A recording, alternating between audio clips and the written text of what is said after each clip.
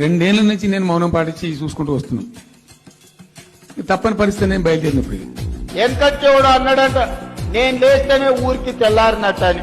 దీనికి ఆజుడు, దీని గురువు చంద్రబాబు నాయుడు.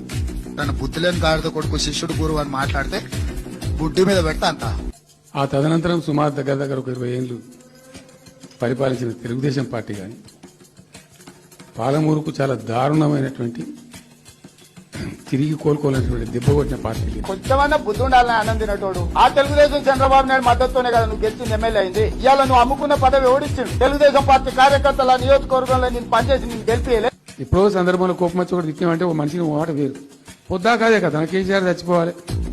2023 డిసెంబర్లోనే ఆ కాల నాగును మీరు కట్టెతో కొట్టి చంపారు. ఇప్పుడు ఆ సచ్చిన పావును చంపాల్సిన అవసరం నాకుందా?